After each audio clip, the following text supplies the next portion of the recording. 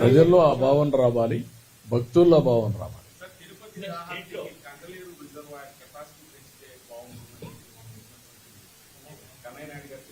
దేనికి కెపాసిటీ పెంచాలి. అక్కడ 2 to 3 TMC సో దాన్ని తిరుపతి డంప్ చేస్తే ఇప్పుడు ఏదైతే తిరుపతి తీసుకుంటున్నామో దాన్ని తిరుమలకి డంప్ చేసుకోవచ్చు. నీళ్లు అక్కడే కాదు, తిరుమలకి నీళ్లు రావడానికి పెద్ద ప్రాబ్లం ఉండదు. సోమశిల ఉంది, కందలేరు ఉంది, బాలాజీ రిజర్వాయర్ ఉంది. ఇప్పుడు ఈ పక్క నుంచి కూడా ఏదైతే మన కళ్యాణి డ్యామ్కి పైనుంచి నీళ్లు తీసుకుంటాం. మల్లెమడుగు కూడా వస్తుంది. మల్లెమడుగు కూడా వస్తే ఇప్పుడు ఆయకట్టు తగ్గింది.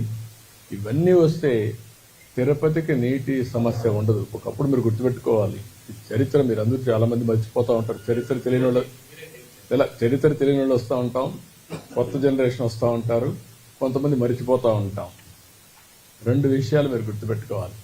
తిరుపతికి నీళ్లు లేకపోతే ఎప్పుడు ఈ సమస్యలు ఉంటే తెలుగు గంగ నీళ్లు తీసుకొచ్చి నేనే తీసుకొచ్చా.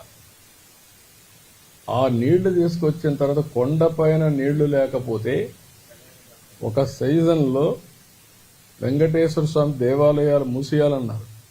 రోజుకు 600 నుంచి 800 ట్యాంకర్లు కింద నుంచి పైకి వస్తూ మేము చేయలేం సార్ ఈ పనులు, ఒక పక్క భక్తులు వస్తున్నారు, 600 ట్యాంకర్లు వస్తున్నాయి, ఇంపాసిబుల్ అంటే ఒక 3 నెలలు టెంపుల్ క్లోజ్ చేస్తామన్నారు.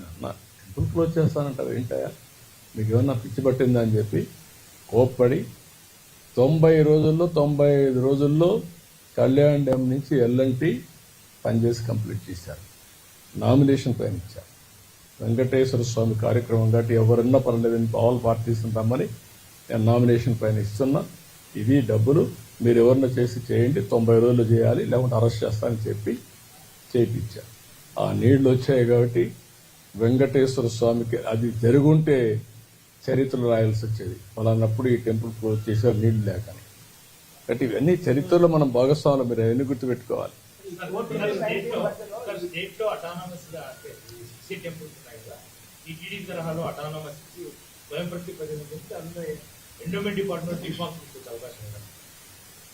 ఓవరాల్ అడ్మినిస్ట్రేషన్ కు ఎలాంటి అవసరమో ఆంధ్రప్రదేశ్ రాష్ట్రంలో ఎక్సలెంట్ టెంపుల్ ఎకో సిస్టమ్ ఉంది.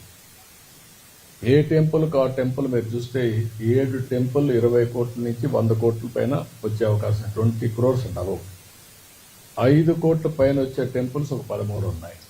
మొత్తం ఒక 20 టెంపుల్స్ 5 కోట్ల నుంచి ఎక్కువ వస్తున్నాయి. ఇంకా చాలా టెంపుల్స్ 1 కోటి ఇంకా ఎక్కువ వస్తుంది. అల్టిమేట్గా ఈ రాష్ట్రంలో ఈ టెంపుల్స్ అన్ని డెవలప్ చేసి వచ్చే రిలీజియస్ టూరిస్టులకు కూడా అనుకూలంగా చేయాల్సిన అవసరం ఉంది. ఇప్పుడు శ్రీశైలం ఉంది, one of the best temple, not only మహిమ కూడా. మీరు ఒకసారి చూస్తే శ్రీశైలానికి ఉండే మహత్యం ఏ టెంపుల్కి లేదు శైవ టెంపుల్లో. అలాంటి ఒక పక్క శ్రీశైలం, కాణిపాకం, లేకపోతే కాళహస్తి, కనకదుర్గ, లేకపోతే సింహాచలం, లేకపోతే ఇంకొక పక్క నుండే అన్నవరం, ఇప్పుడు ఒంటిమిట్ట కూడా నేనే దాన్ని విభజన జరిగిన తర్వాత ఒంటిమిట్ట కూడా డెవలప్ చేసాం, అడాప్ట్ చేసుకున్నాం. అది కూడా వన్ ఆఫ్ ది బెస్ట్ టెంపుల్గా తయారవుతుంది. సో మీరు అటానమస్ అనే విషయం ఒకటి, ఏం చేస్తే బాగుంటుంది అన్ని ఆలోచించేస్తాం.